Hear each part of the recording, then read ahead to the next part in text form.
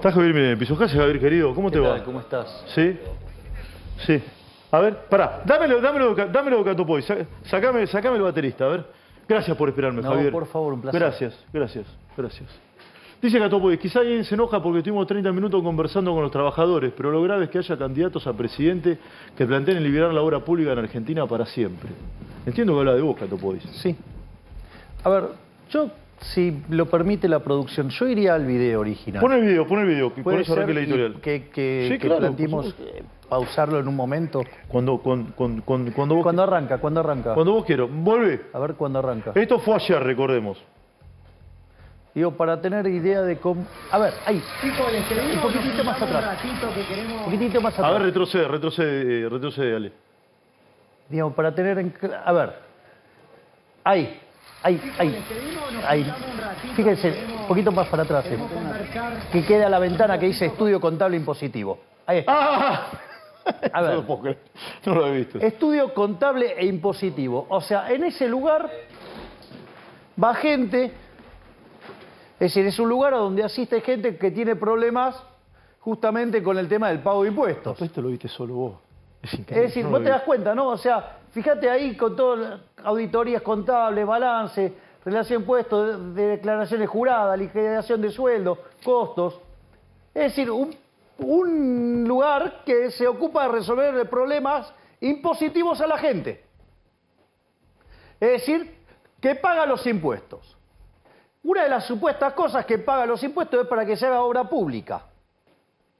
Y este señor hace paros de 30 minutos, que es como eso, digamos, ¿qué es lo que implica? Bajar la productividad. Por supuesto. Es decir, que vos estás teniendo problemas, tenés que ir a un estudio contable para conseguir, digamos, poder pagar los impuestos, y este señor derrocha la productividad haciendo paros, alertando y haciendo campaña con la plata de los pagadores de impuestos, está haciendo campaña en contra de un candidato. Esto es de una gravedad institucional enorme. Es decir, tenés al pobre Gil adentro que está pagando impuestos y a este hombre derrochando los impuestos. ¿Hasta ahí vamos? Es muy nítido lo que está diciendo, claro. Bien, primer punto. Segundo punto, vamos a plantear la falacia que plantea este hombre. A ver, digamos, yo no sé, digamos, o sea, la reflexión es propia de un ignorante que hizo. La realidad es que cuando vos haces una obra pública, ¿con qué se financia eso? Con el dinero de todos los contribuyentes. ¿Cómo se llama? Impuestos. Sí, claro. Bien. O salvo que te endeudes, ¿no? Esos son impuestos futuros. Sí. Es decir, es pasarle la cuenta a las generaciones futuras, a las que no votan, quizás gente que no nació. Vamos a este punto. En ese contexto, cuando vos entonces vas a hacer una obra pública, las cosas no son gratis.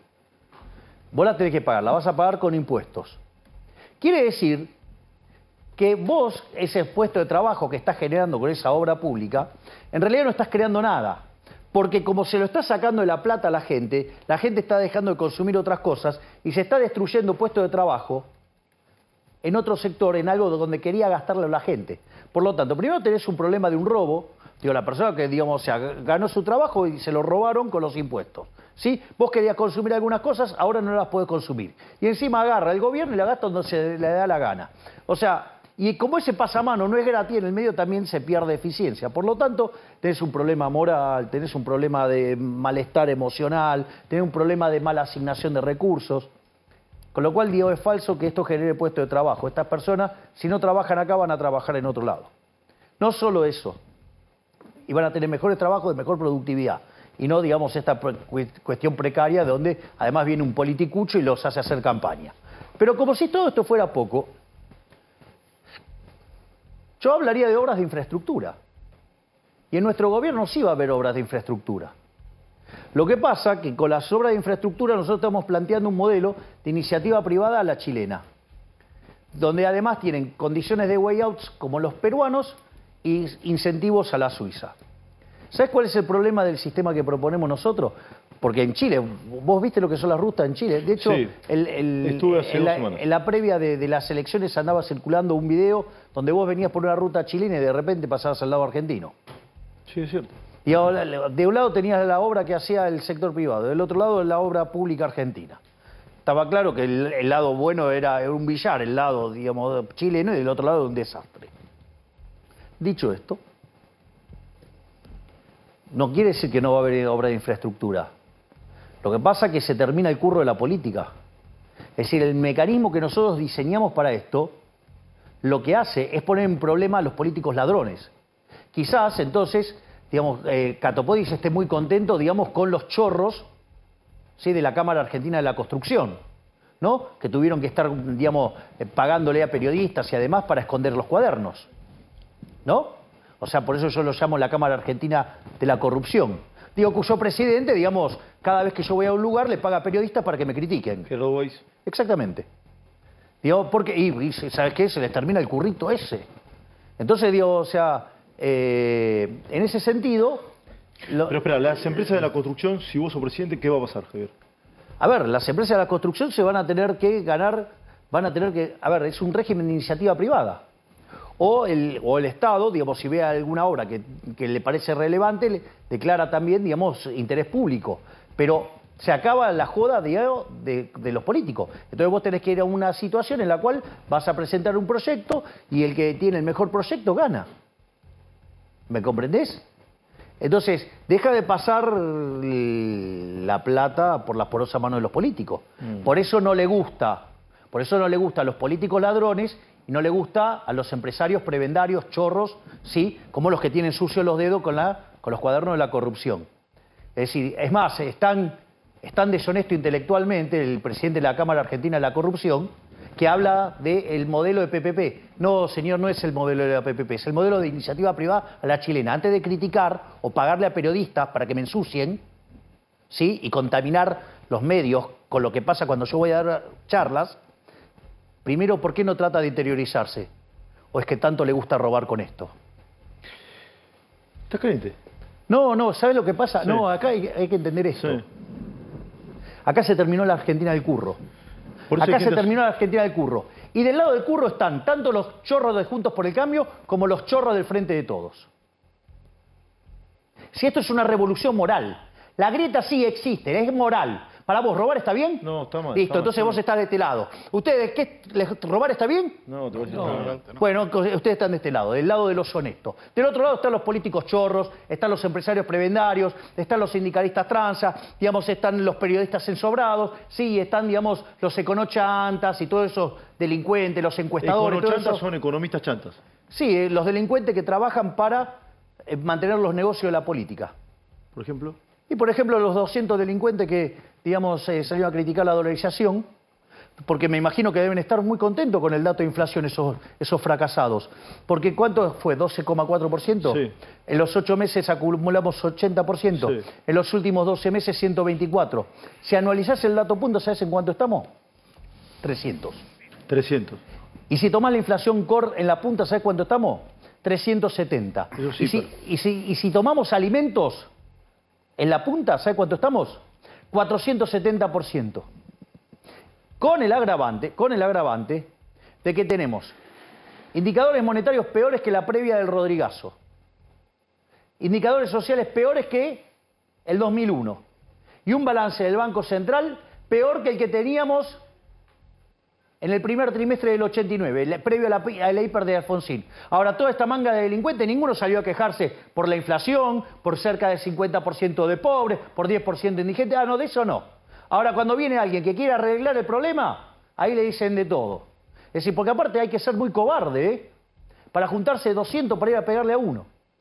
200 se juntaron para ir a pegarle a uno. Y a eso sumale a los delincuentes de los pseudos intelectuales de Juntos por el Cambio. Sumale a los curas villeros. Sumale, digamos, a todos estos chatas que dicen, ay, digamos, porque no recito el catecismo, ¿sí?, de el políticamente correcto, me amenazan de ser peligroso para la democracia. ¿Desde cuándo, digo, pensar distinto es un peligro? Los peligros es el pensamiento único, porque en el pensamiento único no piensa nadie. Ahora, de los 200 economistas, ¿no destaca ninguno? Son todos fracasados, fracasaron todos en la lucha contra la inflación. Fracasaron en las aulas, fracasaron en los hechos, fracasaron en su vida personal. Vamos a la dolarización, si te parece. Sí, claro, obvio. ¿Se puede? ¿Cómo se hace? Es pregunta, no afirmo. ¿Se puede? ¿Cómo se hace? ¿A partir de qué y con quién? Bien, vamos por partes. Esa discusión tiene 4 aristas y todas son importantes. Quiero que quede claro que todas son importantes. La primera es de índole moral. De vuelta, la pregunta es la misma. ¿Quién de los que están acá están a favor del robo? No, nadie, está claro eso. Bueno, parece que los 200 economistas esos sí están a favor del robo. Parece que sí que están a favor del robo esos. Porque se pusieron como locos, digamos, con la propuesta. En una actitud además de cobarde y antidemocrática. Pero no solo eso, Si yo tomo acá una fotocopiadora y me pongo a imprimir billetes, y con eso te quiero comprar los zapatos, el reloj... No, yo no te lo doy, no te lo doy. Ah, no, y aquel el termo, el mate, digamos, la copa, ¿me lo vendés? No, yo no. ¿Por qué? Porque no tiene valores. Porque es una estafa. ¿Y qué diferencia hay que cuando lo hace el Banco Central? La diferencia, ¿sabe dónde radica? En el curso forzoso. Que está impuesto. Exactamente. Es algo por la fuerza, no es por la... O sea, es algo que va en contra de la libertad. Es socialismo monetario. Sí, pero también nosotros creemos que eso tiene valor. Bueno, está bien, pero sí podrías tener otra cosa. No, bueno, está bien, pero te están obligando. No podés rechazarlo. Se llama curso forzoso. Y eso se aplica desde el aparato represivo del Estado, con lo cual es un cercenamiento a la libertad. O sea, entonces no solo que robar está mal, sino que además es un cercenamiento de la libertad.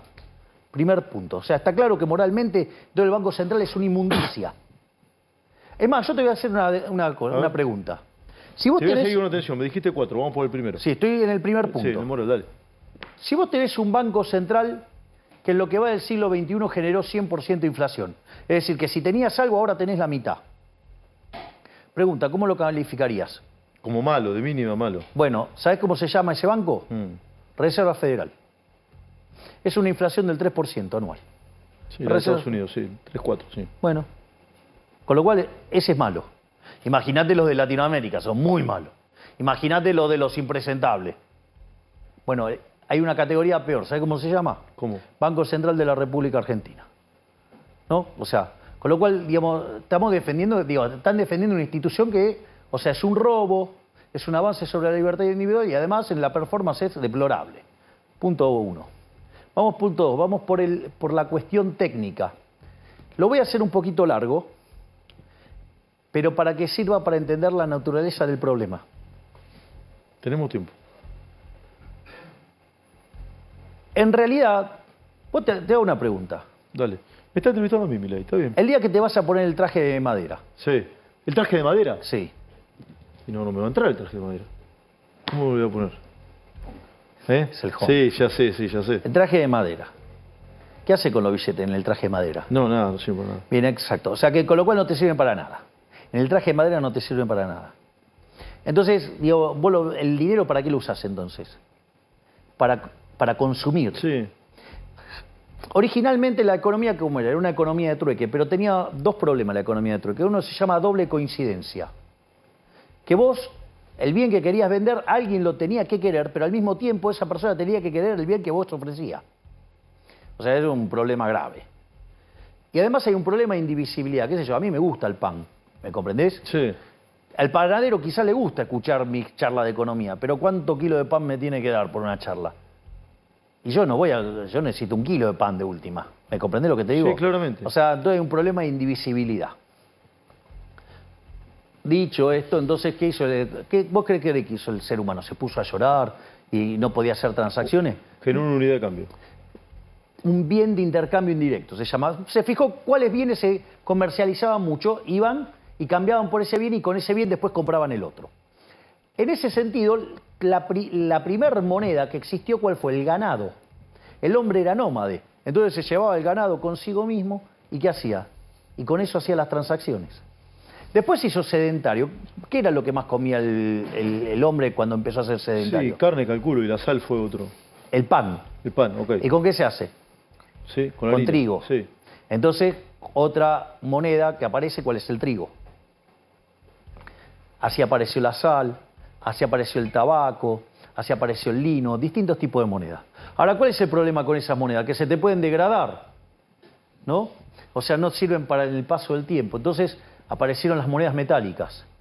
Entonces para las transacciones chicas se usaba la plata y para las grandes el oro. Es más, pero también eso era un problema, ¿no? Digo, ¿vos te acordás de la serie El Zorro? Sí, claro. Cuando llegaba el barco, ¿qué traían los tipos? Y traían oro y mercancías. Sí. O sea, llevaba la carreta llevaba una etiqueta y decía, tengo plata, y entonces ¿qué aparecían? Los delincuentes. Sí, los piratas, los choreados. Bien, lo que los querían es chorear. ¿Y qué hacía el Zorro? El Zorro era un anarcocapitalista. Sí. ¿Por qué? ¿Qué hacía? Reventaba a los delincuentes, con lo cual de esa manera había seguridad jurídica como para hacer transacciones, porque si te roban una vez, 2 veces no va más, ¿o no? ¿Y quiénes se jodían? Los que vivían ahí en donde vivía el Zorro. ¿Y a quiénes más combatía el Zorro? Y a los corruptos. A los soldados. Sí, a los soldados corruptos, sí. ¿Y eso a quiénes representaba? Al rey. Al Estado. Sí. O sea, era narcocapitalista el Zorro, un héroe. Entonces, a partir de eso, ¿qué aparece? Aparece el dinero, digamos, aparecen instituciones que hacen ¿qué cosa? Te guardan el oro, la plata, ¿sí? Digamos, el bronce, y te daban a cambio ¿qué? Certificados. Entonces vos ibas y hacías transacciones con los certificados y después aparecía un clérigo. ¿Eso qué es? Una forma de dinero. Sí, claro. ¿Qué pasó? Hubo algún par de vivos que descubrieron que, mira, puedo emitir certificados, ¿o no? Entonces, cuando los precios empezaron a subir, se dieron cuenta que la cantidad de certificados no tenía que ver con los bienes que andaban dando vuelta. Entonces, ¿qué iban? Y reclamaron los certificados. Reclamaron las tenencias de oro, de plata y de bronce. Y no eran equiparables. Bien, entonces se armó despiole. Sí, había más certificado de monedas. Está. Entonces, ¿qué pasa? Ante el despiole, ¿qué dijeron el Estado? Esta es la mía. ¿Y qué dijeron? Nosotros ahora tenemos el monopolio. ¿Y qué te impusieron? El curso forzoso. Primer Congreso de Génova, 1445, se impone el curso forzoso. A partir de ahí, digamos, o sea, viene habiendo, digamos, una suerte de derecho de pernada permanente para los tenedores de moneda. Cosa, digamos, derecho de pernada. Sí. Que vayan y lo busquen. Sí, eso sí, se entendió. Bueno, pero en lugar de que sea solamente en la primera noche, todos los días. Es continúa en el tiempo. De tracto sucesivo, diríamos. Claro, exactamente, exacto. Sería derecho de pernada permanente. Es decir, el político atendiéndote todos los días, de día y noche. Cada vez que hace una transacción te jode. Bueno, en ese contexto, ¿qué quiere decir? El dinero, ¿por qué existe entonces? ¿Para financiar qué? Tu sendero de consumo. ¿Sí o no? Sí. Existe para eso. Para lo demás no te lo llevas al traje de madre. Así que soy libre para tu sendero de consumo. Sí, para atesorar también, ¿no? Como resguardo de valor. Bueno, sí. Bueno, ¿cuánto valía $1 en el año 2001? ¿Cuánto vale ahora? Sí, bueno, menos. Y eso que el dólar ya dijimos que es una moneda bastante mala. Sí. Bien. Sacando esta situación, ¿cuál es el problema? Que vos el dinero entonces lo usás para hacer transacciones, para financiar tu sendero de consumo. Y tu sendero de consumo en el tiempo depende de tus preferencias, depende de la tecnología y depende de las dotaciones. Es lo que Robert Lucas Jr., que en paz descanse, digamos, llamaba los parámetros profundos. Bueno, en ese contexto, donde vos derivás la demanda de tu patrón de consumo, derivás la demanda de dinero real. O sea, con lo cual eso está vinculado a que las transacciones que vos tenés que hacer. Si hubiera bien de intercambio indirecto, utilizarías el bien de intercambio indirecto. Cuando aparece el Banco Central y el curso forzoso, no puede escapar al equilibrio que eso está determinado por los parámetros profundos, que son nuestras preferencias en el fondo. Entonces, los saldos reales, o sea, la cantidad de dinero dividido el nivel de precio, tiene que ser igual a la demanda real de dinero. Y ¿qué es lo que hace el gobierno? Determina la cantidad de dinero, como consecuencia de ello, determina la escala nominal del precio, de la economía, determina los precios. Entonces nunca puede, digamos, o sea, no existe tal cosa como una política monetaria óptima, porque está determinada la cantidad de dinero por lo que quiere demandar la gente. Es decir, ¿cuánto vale, digamos, o sea, a ver, cuánto vale el mejor vino del mundo en una botella súper espectacular, todo lo que quiera, si esta es una sociedad abstemio? ¿Cuánto vale? Nada. 0, listo. Bueno, acá, digamos, o sea, vos, digamos, demandás dinero para esa situación. O sea, utilizarías el bien de intercambio indirecto. Nadie quiere los pesos. ¿Sí? Digamos, por eso la gente quiere otra moneda, no quiere el peso. Entonces, dicho esto, la demanda real de dinero está algo que está determinado por las preferencias de la gente. La tecnología y las dotaciones. A ver, hacemos un punto. Pará. Entonces, no hay política monetaria óptima. Lo único que puede hacer el Banco Central cuando fija la cantidad de dinero es determinar la escala nominal. Ahora, si expande, genera daño. Sí, inflación. Se contrae, genera daño. Si no hace daño, si no hace nada, también genera daño. Porque puede ser que esté el riesgo potencial de que genere daño, con lo cual eso te mantiene niveles de riesgo más altos, o alternativamente la gente quiera otra cantidad de dinero. Por lo tanto, digamos, antes en una economía con oro, ¿cómo se arreglaba? Iba la gente y extraía más oro.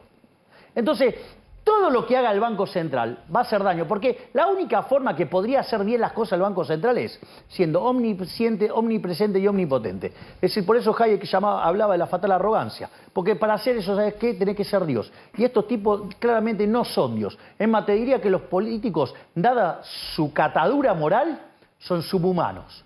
¿Cómo? Los políticos son subhumanos. Dada su catadura moral, son subhumanos. O sea, son unas basuras. Todos. La gran mayoría.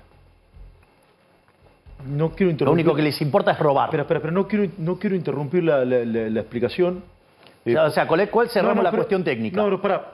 Pero después quiero volver con lo que dijiste. No, es que faltan dos más. No, sí, ya sé. Terminaste el punto 2, ya sé.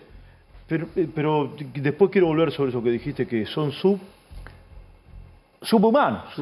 En catadura moral. Bien. Es decir, son unos corruptos de porquería. Después quiero volver sobre eso. Antes de ir al punto 3, el punto 2, con el curso forzoso. ¿Alguna moneda necesitamos? Sí. Sí. Yo seguramente, como la mayoría que están acá, van a elegir dólares. Seguramente. ¿Cómo hago yo para hacerme del billete físico? Bueno, eso tiene que ver con la instrumentación. Vamos. Parte 3. Igual, una cosa es la liquidación del Banco Central, que la planteamos en dólares por una cuestión de facilidad.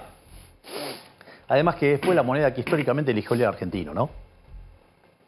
Pero, al margen de eso,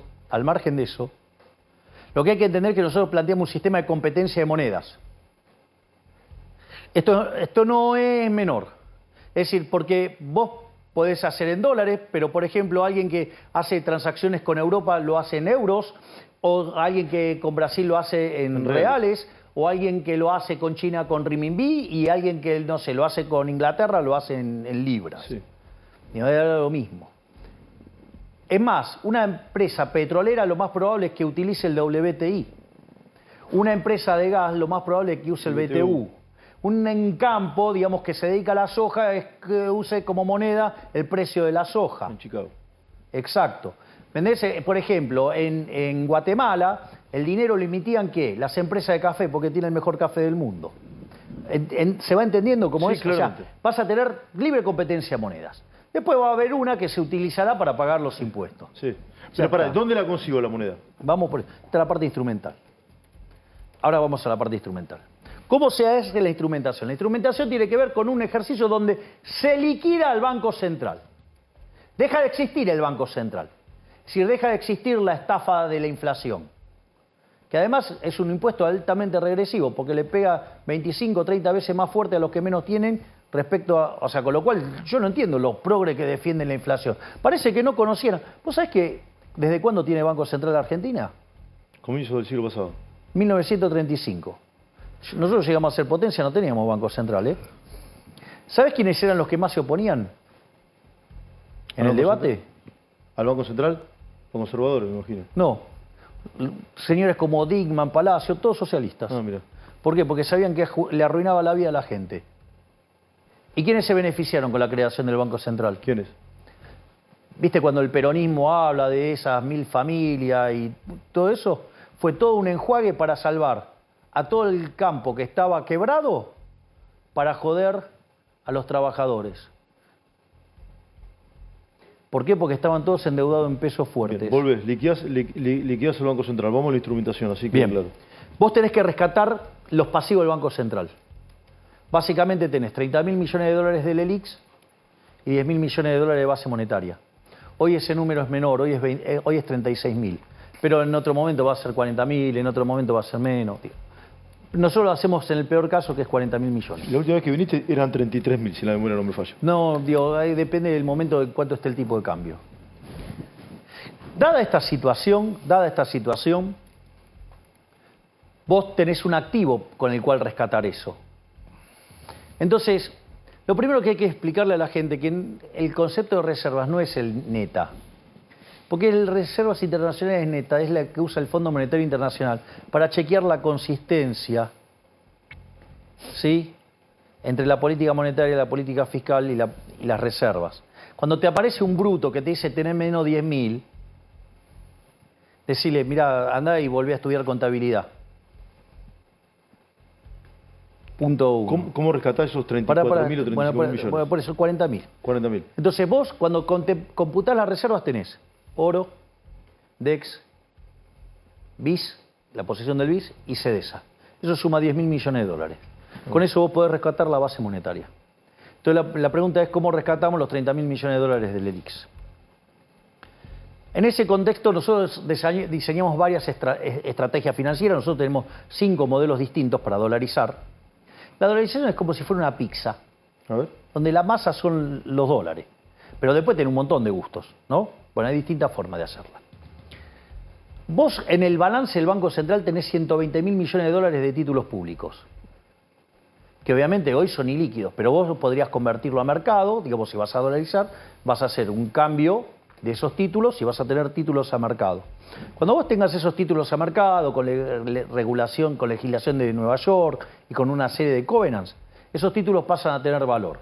¿Cuánto cotiza un título argentino hoy? Entre 30 y 35. ¿Sí? Bueno, suponete que cotizaran a 25. O sea, el 25% de 120.000 millones, ¿cuánto es? 30.000. O sea, que tenés los dólares ¿para qué? O sea, la masa de la pizza, ¿de dónde la sacás? La sacás de las reservas y la sacás de los títulos públicos. ¿En qué tiempo, Javier? La instrumentación de la parte de lo que tiene que ver con las LELIQs, una vez que vos tenés aprobados todas las cuestiones legales, tardás 30 días, digamos, tardás 3 meses, ponele. 3 meses para terminar con el problema de las LELIQs. Y lo que tiene que ver con la base monetaria, eso va a demandar más. Por ejemplo, en el caso de Ecuador lo hicieron compulsivo. Le dijeron, a los 3 meses usted tiene que cambiar todos los sucres por dólares. ¿Sabes qué pasó? No lo pudieron hacer. Hoy el billete más grande de Argentina es menos de 3 dólares. Sí, de 2.000 pesos. Bueno, ¿qué quiere decir? Que tenés un problema operativo de conseguir el cambio, de conseguir los billetes. O sea, esto tarda mínimo medio año. A ver, fíjate esto. En el caso de Ecuador, que se hizo compulsivo, tardó 9 meses. ¿Sí? En el caso de El Salvador, ellos lo hicieron opcional, tardó 24 meses. Nosotros estamos proponiendo una alternativa que es mezcla la de El Salvador con la de Ecuador. Que la gente, opcionalmente, para que no tenga este problema operativo de la falta de billetes, lo vaya resolviendo, digamos, a voluntad propia. Que en la medida que van apareciendo los billetes para hacer las transacciones, vos te vas dolarizando. Pero, una vez que vos convertís 2/3 de la base monetaria, es una suerte de plebiscito y ahí se obliga a todo el mundo a dolarizar. Y ahí la economía te queda dolarizada. ¿El tiempo quién lo va a determinar? Y las preferencias de la gente. ¿Y vos qué tiempo calculás? Yo creo que, digamos, puede pasarnos como Ecuador. Digamos, Ecuador tenía una situación muy complicada como la de nosotros cuando hizo esto. Javier, para llegar a eso, entiendo que vas a necesitar algunos consensos. Sé que estás hablando con algunas personas. ¿Pensás dialogar con todos los sectores? ¿Con qué sector no dialogarías? No, a ver, yo lo que... Sé que estás hablando con gente del sindicalismo. Yo lo que digo es lo siguiente. Si el 22 de octubre nosotros ganamos, está claro que hay una reconfiguración de toda la política en Argentina. Es cierto eso, sí. O sea, digamos, no va a existir, digamos, más Juntos por el Cambio tal como existe hoy. Si vos hoy, ganás, no existe más Juntos por el Cambio. Y el peronismo en la forma que tiene hoy, tampoco. Muy probable. Sí. Y lo que yo creo, que es lo que yo vengo, y hace años que vos me entrevistás, ¿qué es lo que yo siempre dije que le debe la política a la Argentina? Un reordenamiento ideológico. Los que creen en la libertad por un lado, los colectivistas por otro, listo, ya está. Y que la gente sepa, digamos, no estos mejunjes y mezclas esotéricas para ganar elecciones que después gobernando son un desastre. ¿Vos estás abierto a recibir gente en tu espacio? Todos aquellos que quieran defender las ideas de la libertad, que son las que hicieron de Argentina, que en 35 años dejara de ser un país de bárbaros para ser la primera potencia mundial, son todos bienvenidos. Están todos adentro. Todos los que defienden las ideas de la libertad, bienvenidos. Los colectivistas afuera, porque son parte del problema. Bullrich, por ejemplo, que es rival tuya, yo entiendo que está más cerca de tu mirada, o de muchas de tus miradas. que del colectivismo. Entiendo yo, me puedo confundir. ¿Vos la recibirías o no? No sé, porque digamos a lo largo de los últimos 40 años cambió, o 50 años cambió más de 25 veces de camiseta. Entonces yo no sé si verdaderamente es, porque digo, ya digamos traicionó. O sea, conmigo tenía un vínculo y cuando se acercó el proceso electoral sucede que se convirtió en tan sucia como Larreta. Bullrich te traicionó. Y sí, claro. Entonces, o sea, en esto digamos, o sea, es una cuestión de no retorno, ¿sí? Entonces, en ese contexto... Con Bullrich hay un no retorno. No, es un no retorno. Entonces, y además, digamos, toda la campaña sucia que me hacen, levantándome videos viejos de hace 5 años, de 6 años, y me critican errores por los cuales ya me juzgaron, me condenaron, ¿no? Socialmente me condenaron, ¿sí? Y todo el tiempo me están juzgando y recondenando todo el tiempo, con videos de cosas que yo ya no hago, Sí. no hago, y hace 6, 7 años estas cosas van y tienen que ir a buscar cosas acá. Entonces digo, ¿quién determina cuánto tiempo se vuelve atrás? Porque entonces, si vamos a volver el tiempo atrás, vamos a ir a los 70, cuando ella era montonera, ¿sí? Era una peronista de izquierda montonera, que, es decir, una agrupación que extorsionaba gente, secuestraba gente, ponía bombas y mataba gente. Ella se arrepintió de eso. Yo le pregunté a que me... Ah, bueno, está bien. Ah, pero vale el arrepentimiento de ella. Es decir, entonces, Claro, sucede que alguien que mató gente, que puso bombas, que extorsionó, secuestró, bueno, ahora pide perdón y ya está. Y ahora ahí sucede que un tipo, porque de repente, Eso hace es 5 años echó una puteada, lo tenés que acribillar. Eso es Dale, basta de la doble moral. Eso ¿Sabes sí. qué? Te puede gustar o no mis modos. Es verdad. Mis modos te pueden gustar o no. Pero yo no le robé a nadie, yo no extorsioné a nadie, yo no maté a nadie, yo nunca puse una bomba. Nunca viví de la política. Ella tiene las manos manchadas de sangre. Entonces, dejémonos de joder con la doble vara. Bullrich tiene las manos manchadas de sangre. Y obvio. Javier, ¿te pidieron que calme los modos o no? Pero de vuelta, no, digamos, o sea, yo soy el mismo de siempre. Yo lo sé, pero mucha gente por ahí te está viendo, no. Lo que pasa que, a ver, hay algo que la gente no sabe, que tiene que ver con la construcción de mentiras por parte de los medios de comunicación. A ver. O digamos, poner a una persona como un monstruo. Muchas de las cosas que a mí se me critican de los modos y todas esas cosas tienen que ver con videos de cuando yo empecé a aparecer en televisión, donde yo venía a esta casa, venía a A24, no a A24, a América, Sí. a un programa que se llamaba Intratables. Y mientras que yo estaba en el programa, la producción le pedía a los panelistas que me agredieran. ¿Me comprendés? Porque ¿sabés qué lo que pasa? Yo tenía amigos ahí adentro y que me cuentan cómo era. Agredilo a Milei, agredilo a Milei. Uno de mis amigos se agarró y por eso dejó de estar en Intratables. Y después, ¿qué hacían? Mostraban, ¿sí?, una parte monstruosa. Entonces, lo que yo quiero decir es lo siguiente. Yo me acuerdo un día, una persona agredió sistemáticamente a la nieta de Mirta. ¿Sí? Sí. Y ella reaccionó de mala manera y la filmaron. Me acuerdo, sí, me acuerdo. Pero los medios se ocuparon de encontrar toda la previa donde fue agredida. ¿Qué es lo que pasa ahora? Agarran y cortan los videos y no muestran cuando soy agredido. Muestran la respuesta. Ponen videos editados. ¿Me comprendés lo que digo? Claro que te comprendo. Entonces, y la producción de Intratable estaba fuertemente involucrada en hacerme enojar. Y gente maltratándome, hablando arriba mío. Eran 15-1. Cuando yo empecé a hablar en televisión, Yo lo sé. ser liberal era mala palabra. Te insultaban diciéndote liberal. Y aún así, claro, yo no hacía focus group. Si hubiera hecho focus group, digamos, no sé. Bueno, de hecho, en ese momento, tanto Patricia Bullrich como, digamos, o sea, como Larreta, todo progre. Si hubieses hecho focus group, no sería Javier Milei hoy. Bien, exactamente. Es decir, yo defendí las ideas que creo correctas. Y me la banqué. ¿Sí? Y no me acomodé a lo que dice la gente. ¿Me comprendés? Porque ahora son todos liberales, porque ahora los focus group dicen que son todos liberales. Entonces hay que ser liberal ahora. Pero antes no eran liberales. Y bien que les gusta el Estado. Y cuando los rascás un poquito, son bien colectivistas. Entonces, en ese sentido, lo que yo digo, ojo, digo, porque si vas a comprar liberalismo, no comprés segunda, tercera marca, si al mismo precio tenés uno que es mucho mejor y es de verdad. Y al menos no estoy manchado ni con la corrupción, ni tengo las manos manchadas de sangre. ¿Quién sería la segunda marca? No, la tercera marca. Si de hecho va tercero, junto por el cambio, digamos, va a caminar. tercero. Y sí, digamos, las encuestas muestran que se están cayendo a pedazos. Javier, ¿con qué sindicalistas hablarías o con cuáles no? A ver, yo, digamos, me senté a hablar con Martínez y Gerardo con Barrio Martínez y con Barrio Nuevo. Luis Barrio Nuevo. Explico la situación.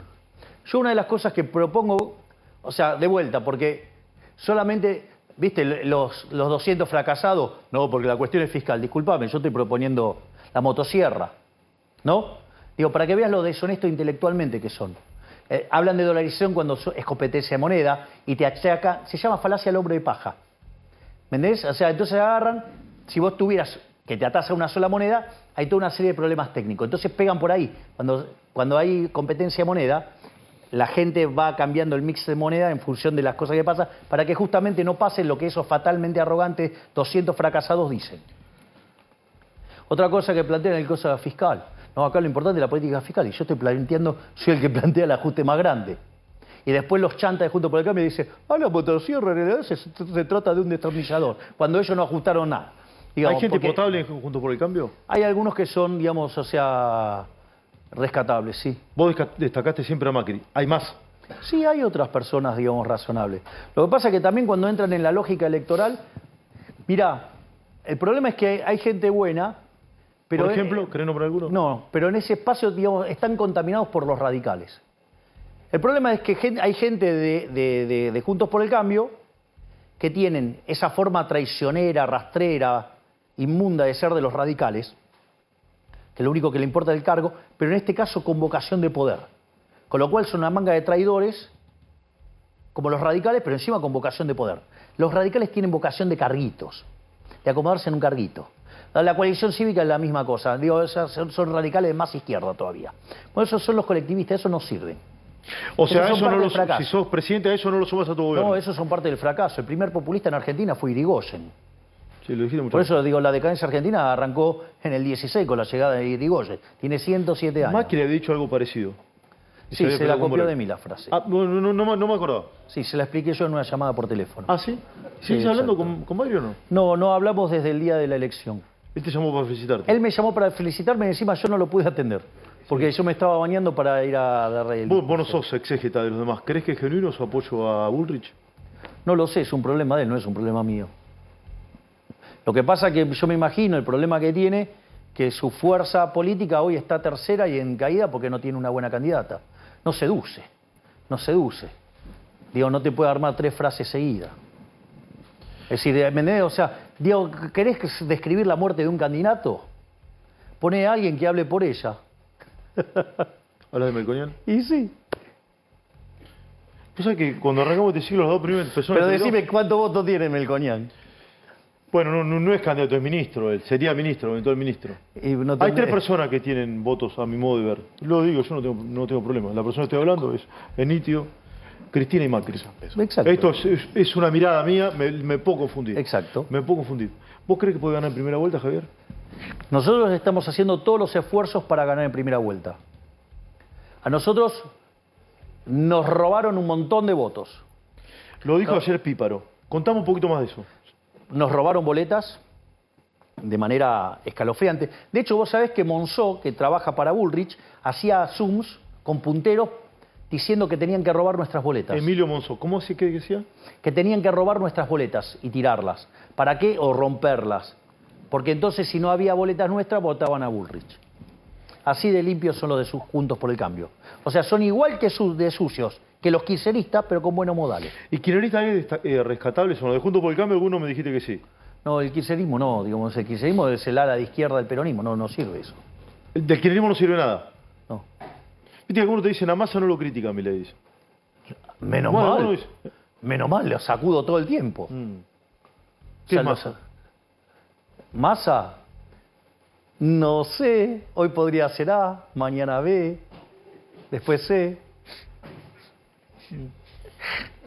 Fullero, le dijo Macri. No sé qué es eso. Creo que hace trampa con el juego, es el fullero. Bueno, pero ¿sabes qué? Cristina también le ha dicho eso. ¿Sabes qué? Digo, en la tropa propia tienen un montón que hacen eso también, ¿eh? Que hacen trampa. Sí, que traicionan. Digo, no te lo van a decir públicamente. Pero pensá, digo, cómo son las... Ustedes saben cómo son las lógicas internas. Se muestran de una manera en la cámara. A ver, el mejor ejemplo acá tuvo la señora Lozada. O sea, la pareja de Naidenov. Sí, hace 10 días. ¿No? O sea, la pareja de Naidenov. Acusó a Puyaro de narcotraficante. Ah, eso fue antes, sí. Y después salió a apoyarlo. Sí, es cierto. O sea que por interés valen mono. O sea, se acomodan por lo cardito. La batalla en el ¿Vos país... te das cuenta, no? Es decir, lo que quiero decir es... Sí, me doy cuenta y lo dije en una editorial antes. Los kirchneristas son impresentables. Ahora, lo que están enfrente, esa pseudo-oposición también. A ver, te hago una pregunta. Mira esto. Lo de YPF fue una aberración. Sí, lo es. Bueno. Okay. Hablamos de la reestatización. Exacto. Okay. Yo cuando pasó eso, ¿sabes qué? Estaba en una reunión del G20. Y estaba en la misma mesa con la gente de Repsol. ¿Sabes qué momento, no? Se me caía la cara de vergüenza. Digo, yo lo he criticado a Kicillof y me han matado por eso. Hay un libro mío que se llama Lectura de Economía en tiempo del kirchnerismo. En la tapa está el grito de Walsh. Así que imagínate lo lindo que los trato. Ahora, estaría bueno si puede la producción que lo busque y ponga. A ver, búsquelo, chicos. Lectura de Economía en tiempo del kirchnerismo. Sí. Es un libro rojo. ¿Rojo justo? Sí. Y sí, el kirchnerismo, rojo. Claro. Entonces, ahora vos fíjate eso. ¿Quiénes le votaron? ¿Quiénes acompañaron esta aberración? Bueno, Bullrich no lo votó. Lo acompañaron los radicales, están ahí adentro los radicales votaron, sí, sí. Es lo que yo te digo, son inconsistentes. O sea, unos quieren ir por un lado, otros quieren ir para el otro. ¿Qué va a pasar? Se terminan cayendo como siempre. Terminan haciendo gobierno deplorable. Por eso, ¿qué es lo que yo...? Ahí está, mirá. Ahí está, mirá. Mirá. Te lo están buscando en vivo, ahí lo tenés. ¿Sí? Lectura de Economía en tiempo del kirchnerismo. ¿Esto de Caño de Javier? Uy, el prólogo. Ya no lo había visto. El prólogo de López Murphy. Del traidor. ¿Eh? Del traidor. Porque no, después, te llevas bien, ¿o no? Pero después de haber prologado esto, me dijo kirchnerista de derecha. Me dijo castrista, chavista. ¿Te das cuenta, digo, lo que son Juntos por el Cambio? Son traidores. Es decir, entonces, ojo, digamos, son traidores de un lado o del otro. Lo que te quiero marcar es que son todo lo mismo. La grieta es moral. Sí hay grieta, claro que hay grieta. Sí. La grieta es moral. ¿Sabes qué? Para mí robar está mal. ¿Y cómo se termina esa grieta, Javier? Dando una defensa desde los valores. ¿Sabes qué es lo que hubiera sido más fácil en mi caso? ¿Qué? Y meterme adentro de una de esas estructuras. Yo decidí no solo ser outsider, porque vos tenés dos tipos de outsider. Vos podés ser un outsider y meterte en una estructura grande. O podés ser un outsider y crear tu propia estructura. Y nos hicieron de todo. A mí me operan, a mí me hacen una autopsia a cielo abierto 7/24 todos los días. Es verdad. Y mienten, calumnian, injurian. O sea, yo de hecho vengo del C5N amarillo, ¿no? De La Nación Más. Sos bravo, ¿eh? Donde La Nación Más, digamos que es el C5N amarillo, ¿sí? Digamos, claro, digamos, parece un aparato de propaganda de Juntos por el Cambio, donde solamente no podés hablar mal de Juntos por el Cambio. Y si alguien de Juntos por el Cambio hace una aberración, se la perdonan, y si la hace otro, lo matan, por la misma cosa, o algo mucho menor. Es decir, un aparato de propaganda, ¿sí? Que se dedica, por ejemplo, a ensuciar, tienen un conjunto de periodistas, digamos, que se dedican a ensuciarme todo el día, con mentiras, calumnias, injurias, de todo tipo. Déjame hacer una pregunta. Digo, es lo mismo que el C5N. A mí me parece, como ciudadano lo digo, ni siquiera como colega, que cualquier persona vaya a cualquier lugar. Pero si te molesta tanto, ¿por qué vas? Yo voy a algunos, no voy a todos. Hay gente que no le doy nota. Hay gente que no les doy nota. No les voy al programa nunca. Sí. Nunca. Hay gente que le dejé de ir. Y no les voy a volver a ir nunca. Hay gente con la que tengo juicio y no se lo voy a bajar. ¿Ok? Sí, lo sé. Bueno. ¿Cómo va a ser tu gobierno? Digo, no, los terroristas son malos, ¿no? Sí, claro. Bueno, tiene un periodista que era terrorista, dale. Vamos. ¿De quién estás hablando? ¿Berbisky? No. Tenés uno que era terrorista. Otro que vive ensuciándome a mí. Ya sé. Con una persona a la que tengo juicio por haberme dicho nazi hitleriano. Dale. Ya sé. Y sí, bueno, digo, las cosas son así. Las cosas son así. Javier, ¿cómo va a ser, tenés muchísimas chances de ser el próximo presidente de la Nación, cómo va a ser el tema de la prensa con tu gobierno? Hay que eliminar la pauta. Eliminar la pauta. Hay que eliminar la pauta oficial. Porque esto es lo importante. El periodismo es una actividad sagrada. Tiene un rol preponderante. Pero el periodismo tiene ese rol si es libre.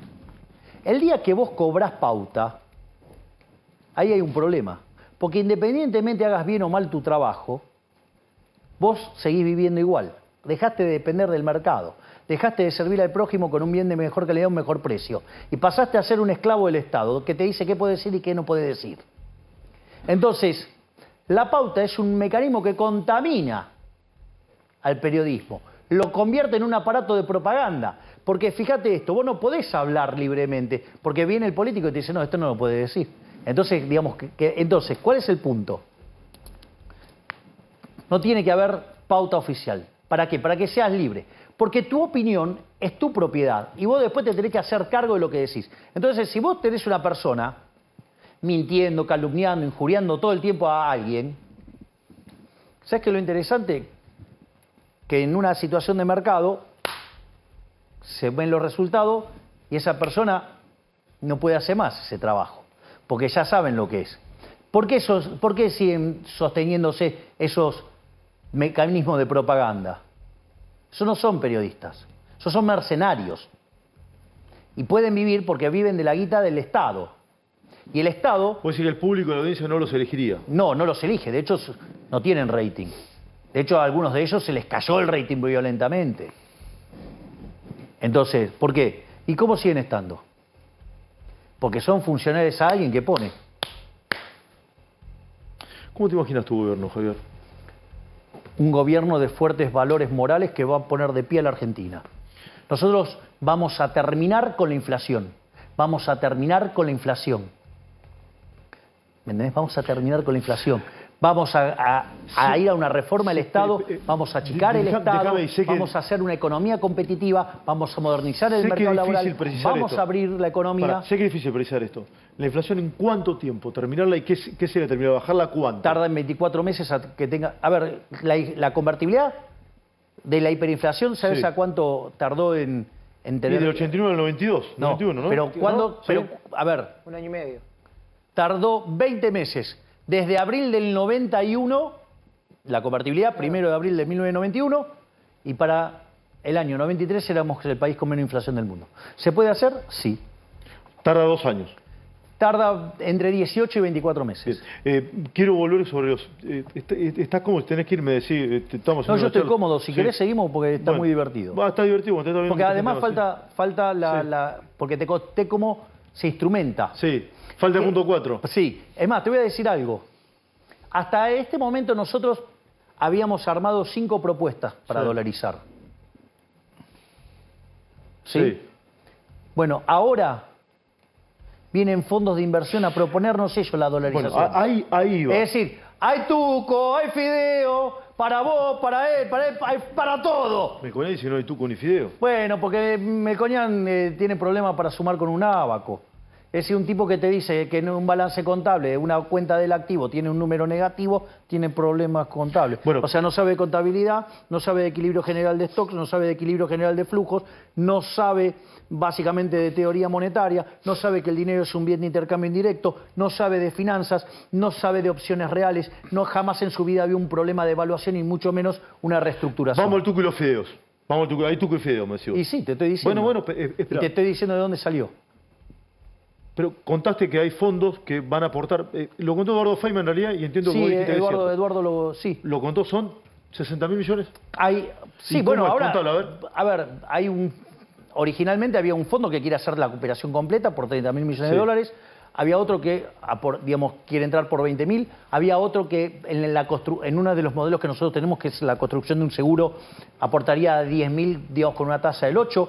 Después apareció otro más que quiere entrar al del seguro. ¿Cómo lo devolvemos eso, Javier? Yo te voy a explicar algo. Dale. Esa deuda que tiene el Banco Central, sí, como activo, es deuda del Estado Nacional. Si el Estado Nacional no le paga esa deuda, quiere decir que los activos valen cero, entonces tenés una hiperinflación. Porque para que valgan cero las LELIQs y la base monetaria, en términos reales, tenés que tener una hiperinflación. Entonces, con lo cual, digamos, que sean bastante más cuidadosos con lo que dicen que hay o no adentro del activo. Y que dejen de mirar el stock y que miren el problema en términos de flujo. Por eso te digo que no saben de equilibrio general de stock, no saben de equilibrio general, no saben de los modelos de stock-flujo. O sea, hay mucha berretada en todo esto. Gente, digamos, pero bueno, hacen política más que economía. ¿Qué es lo más interesante ahora? Que ahora vienen fondos a proponernos negocios. ¿Cómo hacerla? ¿Te proponen eso o te prestan la plata? Te proponen cómo hacerla. A ver. Ahora, vos fíjate, vos tenés esos 120.000 millones de dólares. Los convertís a mercado. Con legislación Nueva York, obviamente van a ser títulos en dólares, como corresponde. Suponete que en lugar de cotizar como cotizan hoy, entre 30 y 35, cotizaran 25. Sí, nos tienen que creer para eso primero.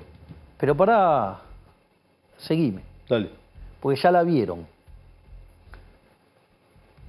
Están en 25. Suponete que te lo hacen a 25. Ahora, ¿cuál es el riesgo más grande que tiene Argentina?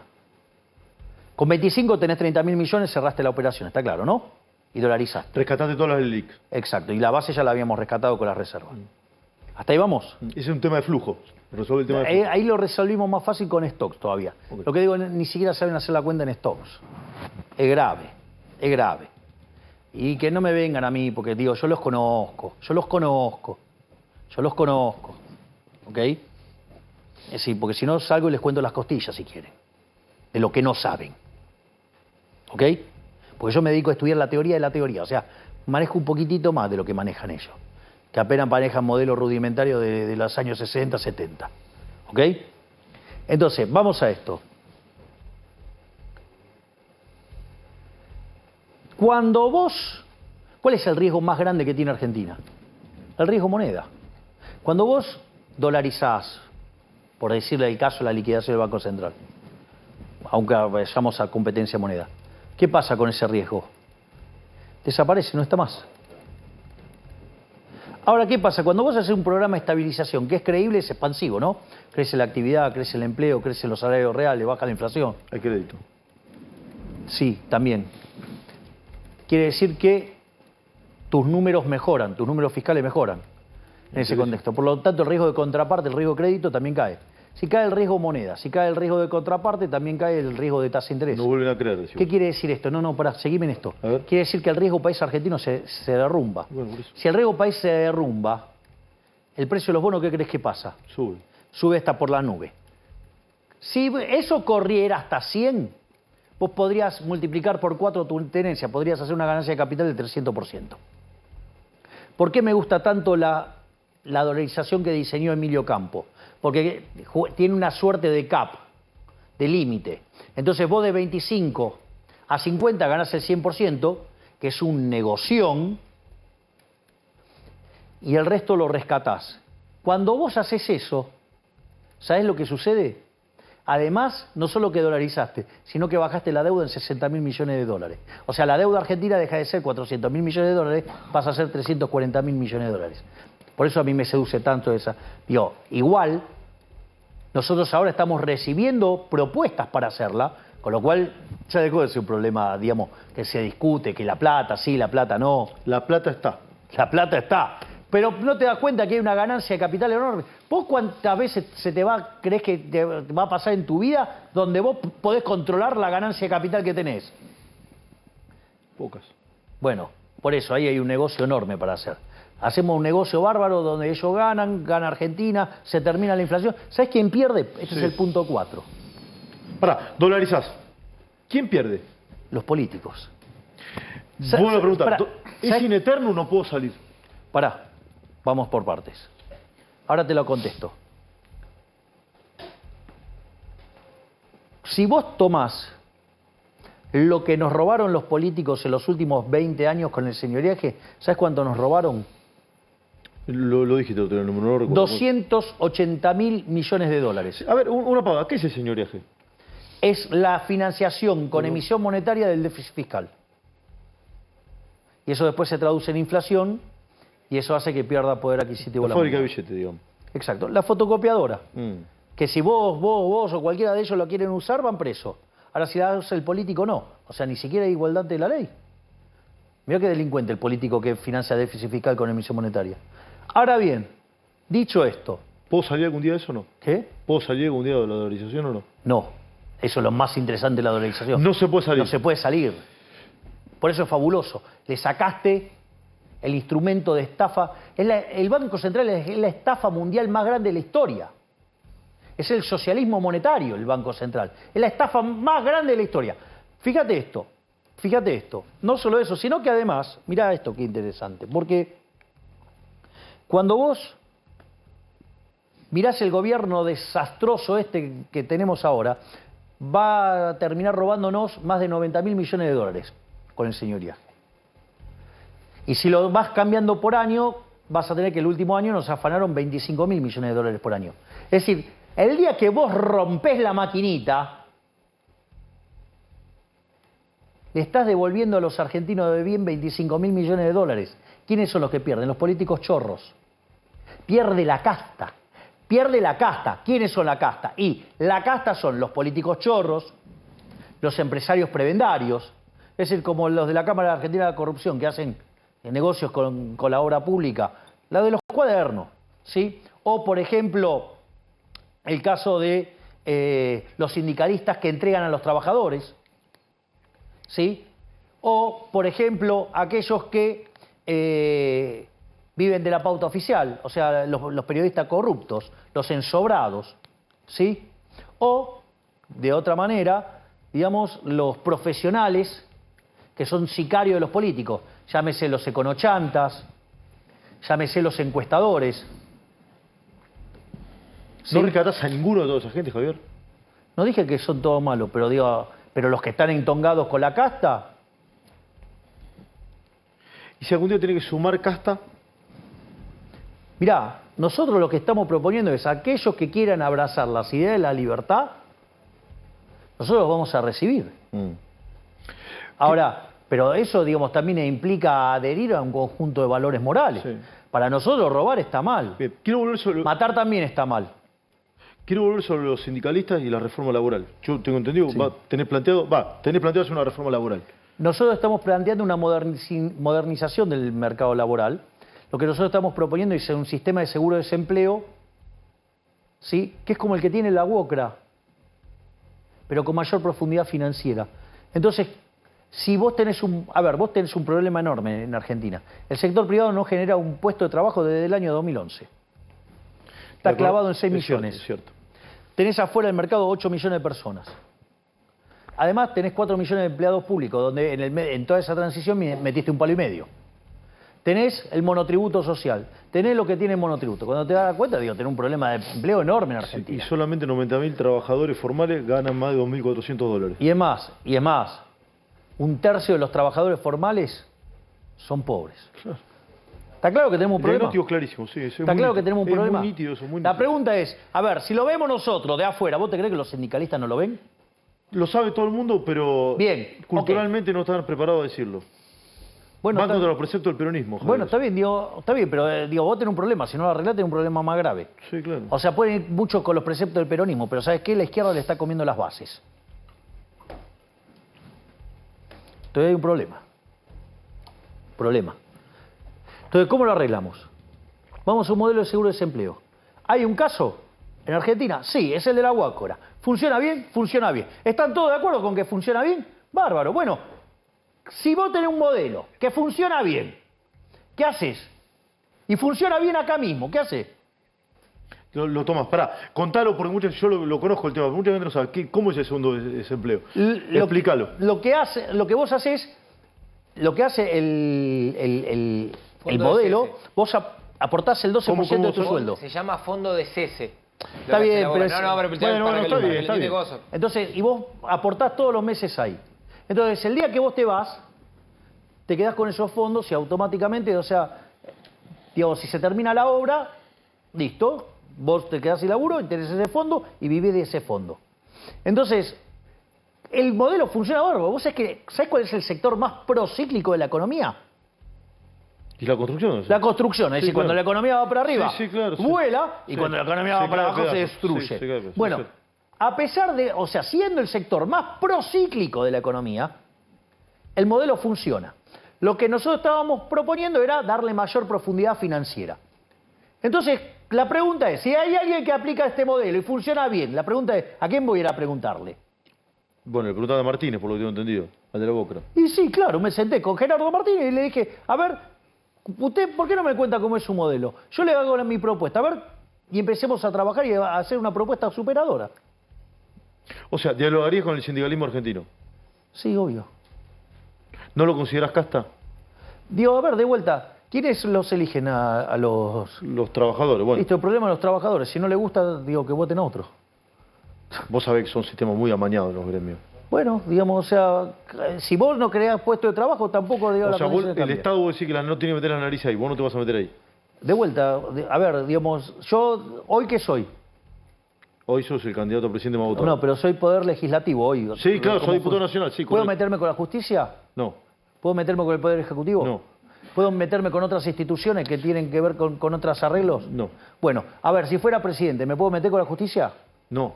¿Me puedo meter con el Congreso? No podés, ¿no? ¿Y meterme con otras instituciones que es un arreglo de privados? Tampoco. No Me te tengo vas que- a meter. Yo no me tengo por qué meter. A ver, acá hay un problema. Acá hay un problema. Yo lo quiero arreglar. A ver, yo tengo que hacer la reforma del Estado.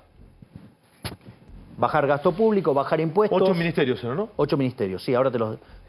Economía, capital humano, ¿Qué más se mete relaciones exteriores, ¿sí? Salud, capital humano, Ah, de ahí economía, abajo la salud. infraestructura, relaciones exteriores, seguridad, justicia, defensa y Ministerio del Interior. Ahí están. ¿El ministro de Economía lo tenés definido? Sí, ¿Me lo querés decir? no, ¿No hay ninguno de los nombres que están dando vuelta? no, Es una sorpresa. sí, ¿Vive en el exterior? no. El enigmático parece. Me parece a mí, el enigmático. Y el ministro de Justicia, que Angulo te quería preguntar. Estamos trabajando en eso. El ministro de Justicia va a ser alguien que tenga una misma visión que la Corte Suprema de Justicia para que podamos hacer definitivamente una reforma del sistema judicial para que la justicia sea absolutamente independiente. Cosa que no puede hacer ni Juntos por el Cambio ni el Frente de Todos, porque todos tienen el totó sucio. El culo se dice eso. Bueno, ok, como en mi caso, digamos, estoy limpio, digamos, yo quiero que la justicia funcione, quiero república. O sea, acordarías el ministro de Justicia con la Corte. Exactamente, para que se hagan las reformas que hay que hacer. ¿Y vos te vas a involucrar en la reforma o vas a dejar que las plantee la Corte? Para eso, digamos, yo me involucro vía el ministro de Justicia, que va a estar acordado con justamente la Corte. ¿Qué otro ministerio te falta definir? ¿En El qué capital términos? humano creo que lo tenés definido. Sí, están anunciados, sí. Sí, el ministro del Interior También está, anunciado. sí, digamos, o sea... ¿Y vas a tener un jefe de gabinete? Sí, tengo un jefe de gabinete. ¿Hombre o mujer? Es un hombre, Es un hombre. es un ingeniero, sí. Sí, Nicolás Pose. Sí. Nicolás Pose va a ser tu jefe de gabinete. Sí, claro, obvio, es el que está armando todos los equipos técnicos, por lo tanto, o sea, está lidiando con los ministerios en la sombra, ¿qué querés digo? ¿Cómo vas a hacer para conseguir la cantidad de gente que necesitas para completar cargos? No, yo no tengo esa visión. A ver. Yo no tengo esa visión. Nosotros vamos a plantear una reforma del Estado. Y en esa reforma del Estado se van a redefinir todas las funciones del Estado y todas las personas valiosas que están dentro del Estado seguirán trabajando en el Estado. Lo que no van a tener lugar en el Estado son los ñoquis, son los parásitos, los chorros vinculados a los punteros políticos, a la joda de la política. Pero la gente que labura, digo, no podés estar haciendo tabula rasa todo el tiempo. Y mucho menos amontonarlos a un costado. Sí, me imagino que ATE te va a ser UPCN, va a tener protesta todos los días. Bueno, tendrá que explicarle a la sociedad por qué, digamos, defiende determinados trabajadores que no trabajan. Angulo te quiere hacer una pregunta con la justicia. Martín, dale, vamos. No, vinculado a esto. ¿Vos crees que... acabas de denunciar y decir que vas a ir a consultarle a la Corte, Sí. coordinar el mismo Y ministro? coordinar las reformas, sí, claro, obvio. ¿Vos crees que la Corte te va a decir que sí? Teniendo en cuenta la postura que tiene la Corte de poderes independientes, separados, cada uno Está bien, pero, en su tema. pero vos fijate lo que le está haciendo este gobierno a la Corte con el tema del presupuesto. Jefatura de gabinete le está pisando el presupuesto. Una de las reformas que yo estoy proponiendo que es, fíjate esto, hay un proyecto de Lorenzetti que propone que pase al Congreso, como es en Estados Unidos. Yo dije no. Estripiemos el financiamiento y que la Corte disponga del financiamiento. O sea, que ni siquiera tenga que pasar por ningún presupuesto de nada. Se estripean partidas para que directamente eso fondee a la justicia. Digamos, reformar el Consejo de la Magistratura despolitizándolo, volver a tener una carrera judicial para que, digamos, o sea algo de honor y no un arreglo político, y que haya justicia, y que los chorros vayan presos. ¿Cómo despolitizas el Consejo de la Magistratura? A ver, de vuelta. Teniendo en cuenta que la gran mayoría de sus integrantes vienen de la política porque así lo dice la Constitución. Pero, a ver, te lo hago yo al revés. Sí. ¿Cuál es mi especialización? La economía. La economía. ¿Y qué tendría que poner para hacer eso? Economistas. No, para la reforma. Gente de la justicia. Gente de la justicia. ¿Y por qué te crees que voy a buscar un acuerdo? ¿Para qué? Para que los que saben hacer la reforma la hagan. Sí, Javier, vas a tener, si sos presidente, vas a tener un secretario de Educación, algo, no entiendo que eso queda debajo de Capital Humano. Eso va a estar en Capital Humano, va a ser Martín Krause. Es uno de los grandes pensadores del liberalismo argentino de toda la historia. Lo conozco perfectamente. De hecho, digamos, coautor de muchos trabajos con Alberto Benegas Linchijo. Sí, lo conozco O sea, perfectamente. alguien de los más cercanos a nuestro prócer de la libertad. Va a ser nuestro secretario de Educación. O sea, pequeño lujo acabo de anunciarte. Que va a estar debajo de Capital Humano. Sí, de Sandra. Sí, que va a tener 3 secretarías. Trabajo. 4. Ah, ok. Desarrollo social. No, tiene una que es niñez y familia. Ahí está, eso no lo sabía. Tiene otra parte que es salud, educación Y desarrollo social. y trabajo. ¿Para qué? El concepto de la política social cambia en Argentina también. Antes que te daban el pescado, nosotros ahora te vamos a enseñar a pescar. Te vamos a dar herramientas para que te sepas hacer solo la caña y puedas pescar solo y todo. Vos fíjate, esto es muy importante lo que vos decías en tu editorial. Lo estabas diciendo recién vos, la editorial. Es decir, por eso yo, digamos, me gusta venir y escuchar la editorial. Así después te la peloteo. Sí, hay 2 dirigentes importantes que lo hacen. Uno sos vos, y lo valoro, de verdad. Bueno, ¿y quién es el importante? Vos. No, el otro. No importa. Te respeta. Bueno, está bien. A ver, vamos para... Estuvo ayer. ¿Quién? Bueno, no importa. No sé, no, Dios, ayer terminé muy tarde. No importa. Entonces, ¿qué es lo que quiero decir? Y vos fíjate que tomás al ser humano a darle contención desde que nace, porque es en los 3 primeros años cuando se te forma el cerebro. ¿Me comprendés? Le das salud, vamos a hacer un sistema, un seguro de salud, y eso le va a permitir entrar al colegio para que vaya a estudiar y no sea un comedero. Y una vez que vos le diste los skills, las herramientas, van a estar en condiciones de ¿qué? De poder ingresar al mercado laboral. Es decir, no es un asistencialismo, te doy el pescado. Vos sabés que la frase famosa de Milton Friedman, que no hay tal cosa como un almuerzo gratis, ¿sabés de dónde viene? ¿De dónde? De la Torá. Friedman era judío polaco. Sí. Bueno, la frase...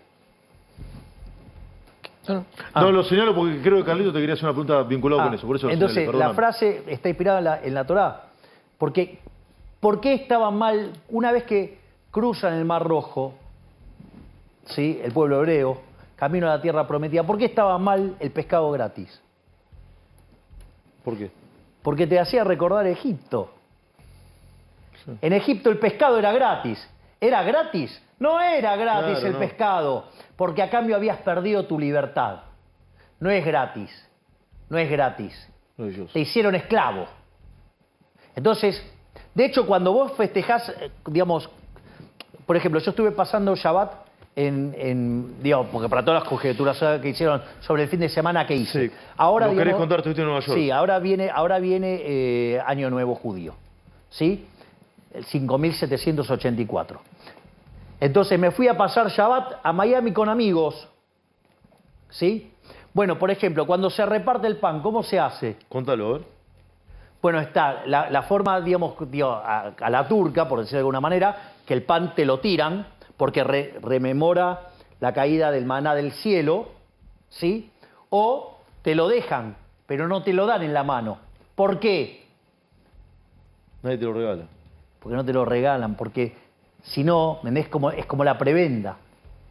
Es como la esclavitud, te lo dan. Entonces te lo dejan ahí y vos lo tomás. O te viene del cielo. ¿Sí? Entonces, me fui a pasar Shabbat a Miami. De ahí, ¿sabés qué hicimos? Nos fuimos el domingo temprano a la mañana a New York.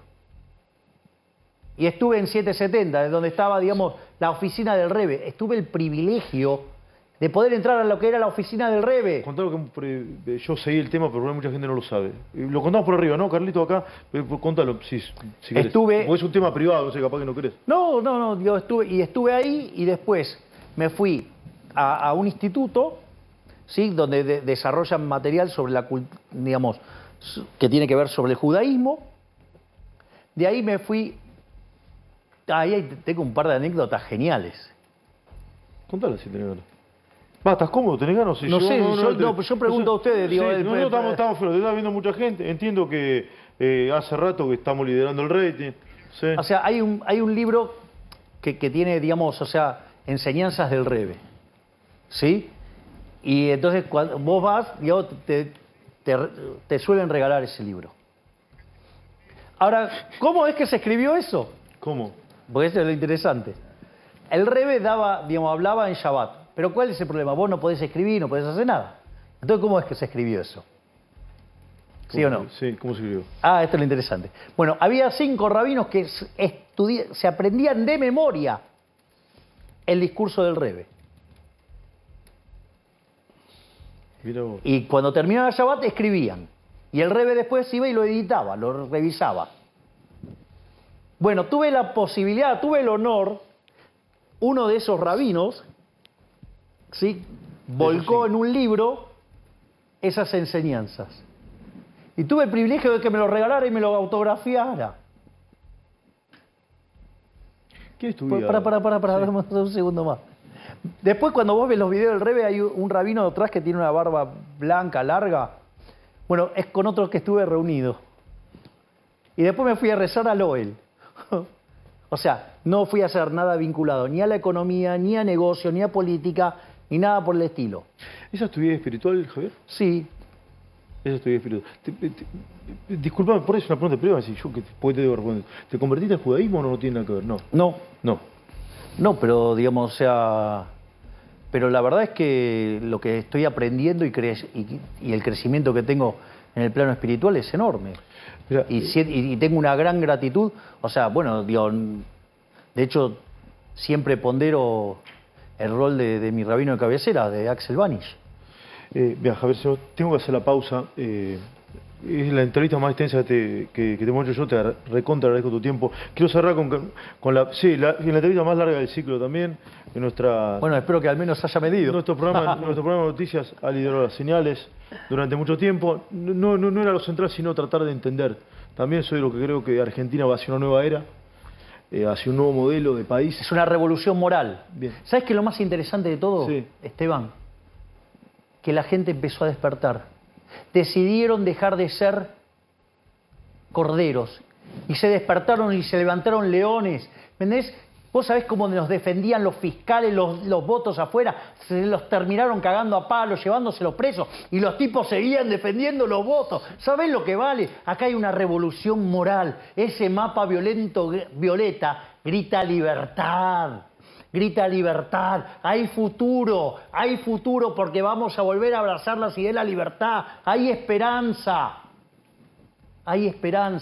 porque además también entendieron que una Argentina distinta es imposible con los mismos de siempre, no podés esperar resultados distintos si haces siempre lo mismo. Basta de la fatal arrogancia, y eso se lo entendieron, y entendieron que las salidas son las ideas de la libertad. Y ¿sabes qué? Digamos, si nos acompañan, si los mismos que nos acompañaron en la última elección, si fiscalizamos mejor, si logramos tener más boletas, y va más gente a votar en contra de estos chorros que nos están hundiendo, ¿sabes qué? Podemos llegar a ganar en primera vuelta. Y vamos a hacer la revolución liberal, vamos a poner a la Argentina de pie. Y si hacemos las cosas bien, en 35 años volvemos a ser potencia. Acá debería cerrar la entrevista, pero le di mi palabra a mi amigo Carlito Burgueño que te iba a hacer una pregunta y sé que tiene un gran respeto profesional ambos. Carlito, cerrá cortito, lo tengo que despedir a Javier. A ver, la pregunta iba para otro lado, pero una pregunta antes. Tu eventual ministro de Economía... También, después si quieres preguntarme. ¿Fue funcionario de otro gobierno? Es una buena pregunta. Sabe Burgueño. Sabe Burgueño. Burgueño sabe. Murguía no sabe. No sabe quién es porque no se lo dije, pero es una muy buena pregunta. Es una muy buena pregunta. Y no te preguntamos por Fátima. La verdad es que estamos muy contentos. ¿Viven juntos, Javier, o no? No vivimos juntos. Es cierto que pasamos varios días juntos en la semana. Como es, a ver, hay cuestiones, digo, casi que te diría que son evidentes, ¿no? Sin lugar a dudas es una mujer hermosa, es hermosísima, verdaderamente. Es una persona muy talentosa, es una persona que tiene una capacidad de trabajo enorme, una emprendedora, metedora, labura que da calambre. Es muy inteligente, tiene un humor de verdad, no es un humor prefabricado, repite chistes. Ella misma sabe hacer sus propios ¿Te chistes. imita bien a vos o no? Sí. ¿Te imita bien? Sí. ¿Quién te imita mejor, ella o Tarico? No, bueno, son distintos estilos. Digo, bueno, pero ella tiene inside information. O sea, y después... Javier, pero ¿te puede quedar 3 minutos, y lo otro, digamos... ¿Me bancas 3 minutos o no? No, pará, porque quiero terminar la definición. Y además, ¿sabes qué? Tenemos una relación espiritual muy profunda. Entonces, cuando haces el checklist, estás en todas. ¿Cómo querés que ¿Estás enamorado? Estoy feliz. ¿Estás enamorado? Llámalo como quieras, pero... Gracias, Javier, por haber venido. Gracias, Esteban. Gracias por tu tiempo. Javier.